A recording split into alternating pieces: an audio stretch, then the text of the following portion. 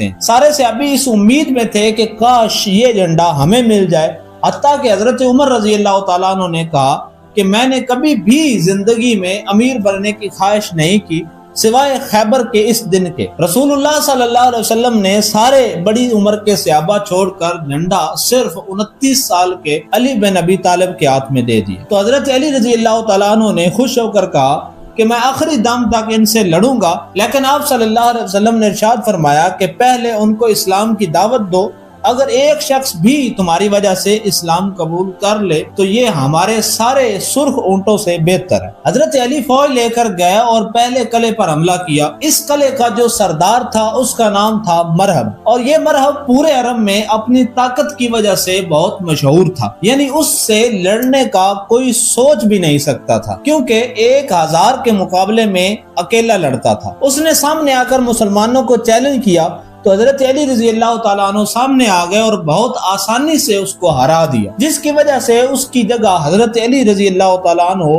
پورے عرب میں ایک جنگجو کے طور پر مشہور ہوئے۔ اسی کے ساتھ لڑائی شروع ہوئی اور کافی خطرناک لڑائی ہوئی۔ جنگ کافی دیر تک چلی، لیکن بالآخر یہودی اس قلعے کو خالی کر کے دوسرے قلعے میں چلے گئے اور اسی طرح خیبر کا پہلا قلعہ فتح ہو گیا۔ 3 دن تک مسلمان اس دوسرے قلعے کو فتح نہیں کر سکے، کیونکہ دوبارہ یہودیوں نے بہت سخت لڑائی کی، لیکن وہ یہ قلعہ بھی چھوڑ کر تیسرے قلعہ کی طرف بھاگ گئے۔